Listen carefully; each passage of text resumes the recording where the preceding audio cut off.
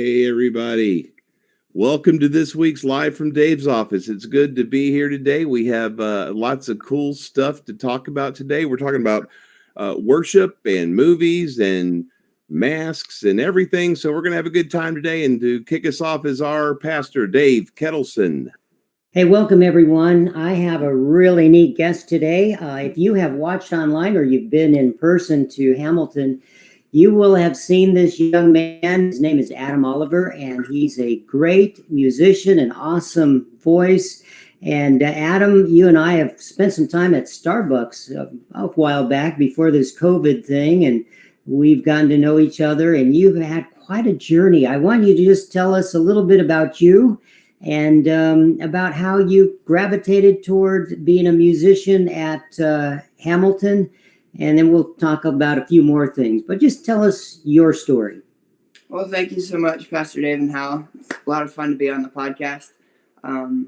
My story with music specifically started when I was really young. My family always had me like sing music at church, and we would always sing for like family members. But I kind of got out of it for a really long time. It probably wasn't until high school, my freshman year of high school, actually, when I got my first guitar. But I never really took it seriously until I was in college and started going to Southern and going to worships and started playing guitar there. And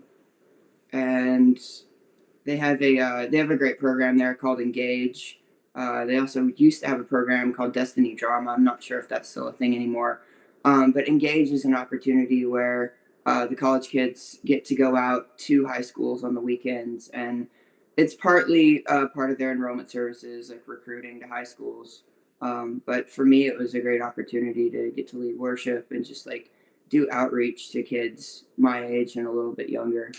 That's cool. So you'd go to high schools. I'm just curious. I know you'd go to high schools, not just in Georgia and Tennessee. How far spread out would you go? Would you go to California or New York, or how far? I never had the chance to go that far. I think some of the other teams went quite a bit farther. I remember Southern would go that far. I'm not sure, actually. Okay. I feel like there are some teams that are or have. Rick, I think he's gone back to the West Coast a few times to lead work. Anderson.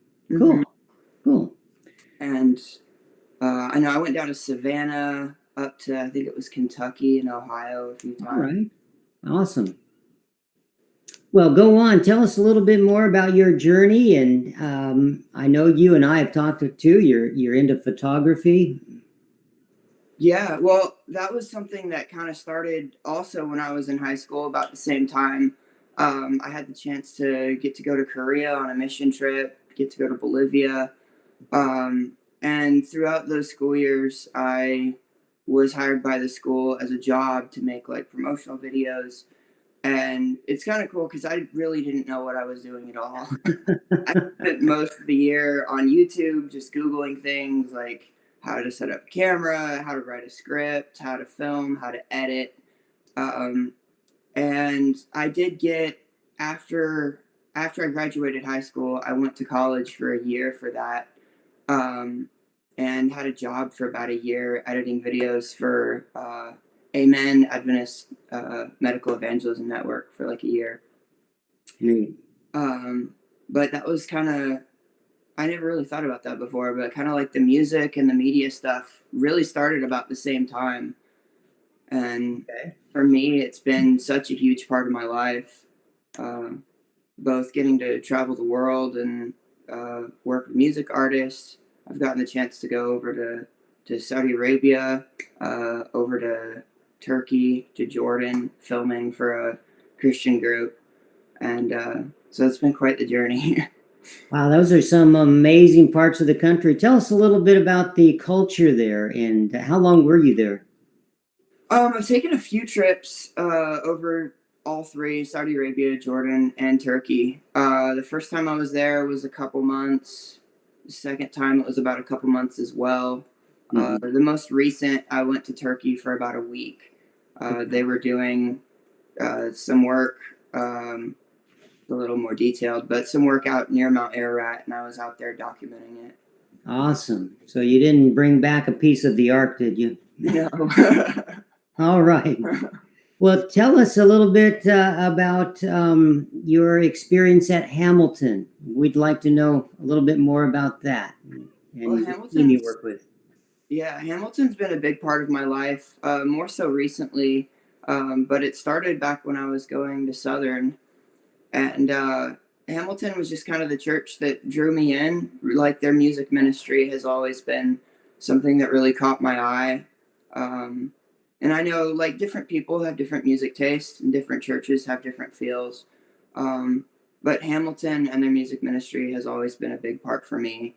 And Rick Anderson actually was the one that brought me in back when I was going to Southern. I used to play keyboard for him from time to time. Cool. And over the years, I know I've taken some pictures for Hamilton as well. Yep, I remember seeing you at Night of Worships. Yep.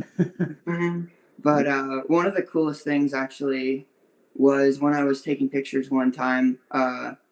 One of my good buddies from college, Chris Stiles, someone who used to play keyboard and also does a lot of media work. We were back in the green room before everybody went on stage for music, just praying and kind of hanging out a little bit, going over the service. And, I was there taking some pictures, but I wasn't like really part of the show or like I didn't know about half the people. And it was just really cool. Like Chris just kind of said in front of everybody, like introduced me as like, hey, this is Adam. He's been traveling the world, but he's back. He's part of our family here at Hamilton. It was something just really short, something that was really unnecessary. But I think that kind of like embodies the whole feeling and the whole like purpose of Hamilton. Like he didn't have to say anything. I didn't even know half the people in the room. I was there, for a purpose. But he was just like, hey, this is someone who's part of our family here at Hamilton. That's neat. I'm so glad that happened. We see you each week up front and leading music, and I'll tell you, you just bring us into a great worship experience, you and the team, and we appreciate you so much and the others that bring this style of music. Interestingly, someone sent me a video of another church in our area. There's 28 Adventist churches, one for every fundamental belief we have. And anyway, they mentioned Hamilton and they said, I know that's not your style of music, but they're reaching a class of people that you aren't. So someone was there that day and they sent me. And anyway, I was kind of nice that we're actually creating greater bonds. I've actually invited some other pastors, the conference, the Black Conference, invited them to come, but we're creating bridges across the aisles and making everyone feel that, hey, this may not be your style, but this is we're reaching a different class of people that others may not be reaching. And I'll often say that if you want no one else is reaching, you got to do things no one else is doing. And you and your team, they bring that element. And tell us a little bit more about just the kind of the future plans that you have at Hamilton and your team. Well, first of all, I just want to say a huge thank you to Josh Gilbert. He's been an amazing person to kind of really just learn from. When I started playing music here at Hamilton back in I think it was February-ish or so, Josh kind of took me under his wing and has really shown me a lot musically, but even more so just not necessarily just spiritually, but what would be the right way to put it? Just like the attitude of worship, right? And someone who has like a music career and has gone on tour and is a songwriter, someone who is a professional musician, something that he's really focused on is the culture among us. Right. And so I think that that's one of the most important things that I've personally learned from the experience. Awesome. One of my favorite things about the stage at Hamilton, it's actually underneath the carpet now, but there's a piece of tape on the stage that says, "Remember why we do this." And it's something that nobody out in the crowd can see. But it's just something that to look down and like to keep our mind focused. Amen. Yeah, I see that every week. Remember why. Start with why, Simon Sinek. Why do we do what we do? No one's going to care what you do until they know why you do what you do. And we really appreciate it. Josh has been such a gift to Hamilton, and him working together with you. You're a great team, and the others. We can't tell you how much we appreciate you. And I know there's going to be some better things ahead. We're looking forward to what the Lord has ahead of us, and it's only going to get better. Most definitely. Yeah, I don't know what God has in store for myself with both media, with music, what God has in store for the church, for the group as a whole, for everybody. But we hope to keep you around for a long time. That's our goal. And Dave, one of the things that I've loved about Adam in this period that we've been in with COVID, because of the pandemic and then the tornado and everything, is that a lot of the musicians who would be playing with us now just aren't available. So we are having to do things on a much smaller musical scale than what we're kind of used to doing. Sure. But there is nobody I would rather have up there leading our worship in these kind of environments than Adam, because his spirit comes through, the way God uses him in his songs and his voice to reach people. I mean, there are times where, because I'm lucky enough, I'm the ones that get to be on stage every now and then with Adam. And there are times I'll forget where I am in the song because I'm in this moment of worship that Adam is leading. And it just blows me away. And we are so blessed that even though we're, it's a small musical group, we're extremely blessed to have the amount of talent that we do have. And folks, if you're watching and you know people that play instruments, send them on. We will take anyone. If you can play a harmonica or if you play the spoons, I think at this point we'll take a drummer of any kind. So that's right. Yes, you're so right. Adam, you and I spent some time together at Starbucks a while back, and I just got to tell you, are listening, this young man is sold out for the Lord. He really has surrendered his heart to Christ. I could just see that in our conversation together. And we would want no one else other than someone who has that desire to make Christ known. And so, Adam, we see that in you. You've been a blessing, not just the music, but just who you are. So that goes a long way with this pastor and those that you're leading. And we really appreciate all that you've done. Anything else you'd like to add, Adam? Anything that you can think of that would you like our viewers to hear? Nothing right off the top of my head.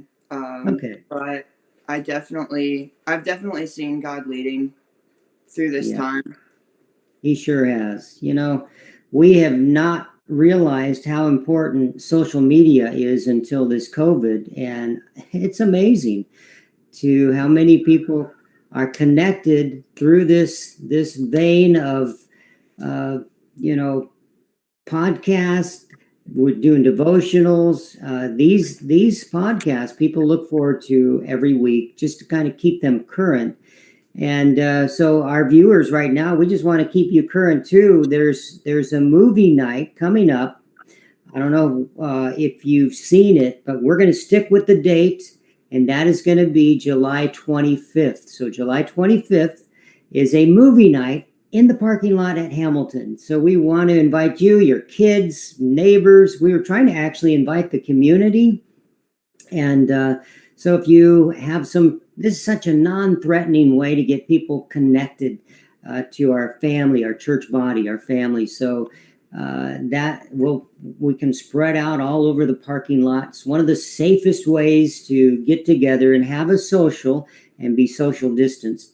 So we don't know the movie yet, but we're going to try to pick one out that's family friendly and safe. So be sure. Absolutely, Dave. We're going to. Laura Jackson is going to be the one that will give the final approval on the movie to make sure that it is good for all ages, and it is something we want to see. I promise we won't be doing Night of the Living Dead or anything like that. This is going to be fun, but we're going to have popcorn and candy And I think we're looking at like a 20 to 25-foot screen that Wow. Awesome. Patrick Favors is setting up. Keith is bringing a sound system outside, so you don't even have to, if you go to the normal drive-ins, you got to tune to a radio station and listen to static. We're going to have nice, clear sound outside, and it's going to be in that front parking lot right down there by the road, so people can drive and by is going to be able to pull in and join us. Yeah. It's going to be a lot of fun. We've been advertising it for about 3 days, and we already have like 40 people wanting to show up. But we don't even know what the movie is yet, so that's going to be exciting. That's going to be a lot of fun. I just want to get together, and I think you mentioned too, we're going to have individualized popcorn, so it's not going to come out of a machine, so everything's safe. And then we're going to have maybe a 10-minute devotional to close the sundown Saturday night, and then start the movie right after sundown. So it'll be fun time to get together. Just come early, get acquainted with people. Just get your family settled, get your popcorn and your chairs. Bring your lawn chairs, of course. I don't know, how can they sit in their car and watch the movie, or are they going to park and then bring their chairs over? The current plan is to park in one of the upper parking lots and then bring your chairs down, or set up a blanket, or if you want to do like a blow up inflatable, that's fine. It's whatever you want to do to be comfortable outside watching a movie. So we're open to just about anything. Sounds good. Sounds good. The other thing too is you've probably seen our county mayor has talked about if you go out in public, you're going to need to wear a mask. Our leadership team is going to be meeting this Thursday. Churches are exempt, but we want to follow the guidelines of our county. So we're going to discuss that and see how that's going to work. Now, we do want to make certain you're aware, our first service, and we're going to keep this going. If you come to our first service, it is a required mask. Right now, the second service is not. But we're going to take a real hard look at this, and our church wants to be in compliance with our county. Even though we're exempt, we want to do the right thing. So we're going to talk about it, but we just want you to know we want you to be safe. And so when you walk in the doors at Hamilton, you'll know that you don't have to worry about getting the virus, and we'll keep that in mind. And so Sabbath, it may look a little different to you. We don't know if everyone's going to have to wear masks at the second service also, or in the lobby. As soon as you come up, we'll be taking temperatures and then wearing masks. Now, you guys up front on the stage, we're not going to require you to wear masks. But if you come and sit in the congregation, yes, at the 10 o'clock service, certainly.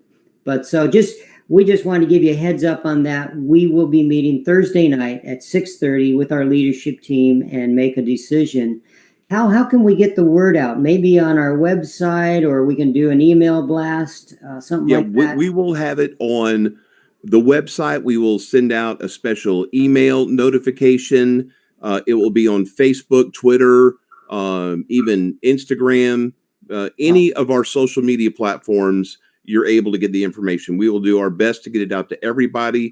As always, we will have masks to hand out, when you come in. So if you don't have one, that's fine. We'll have one for you. And this isn't about, being fearful. This is just about following the rules that the county is asking us to follow. There's no stance that we're taking in any of this. We just want to be safe. We want you to be safe. We want everyone to feel safe. We're not trying to impose on anybody's rights or anything, but we just want to follow what's the right thing to do for our congregation. Exactly. Which leads us to this coming Sabbath. We're going to finish up the series. I'll be speaking on God is so good.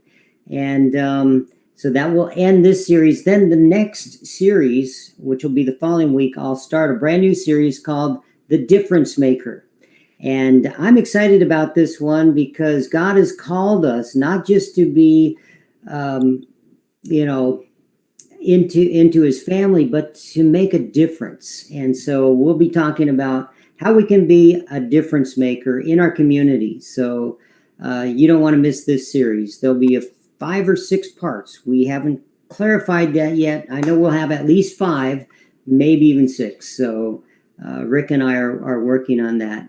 But you don't want to miss that. Then also, too, tonight. What's going on tonight, Hal? Oh, it's Tuesday night dinner night. Oh, this is a good one. We're having hamburgers, and then we also have veggie hot dogs for the vegetarians that want to come by. We got potato salad, and some other goodies to go with that. But it's from 6 to 7:30 or until we run out of food. And folks, if you haven't been a part of this ministry, you're missing out.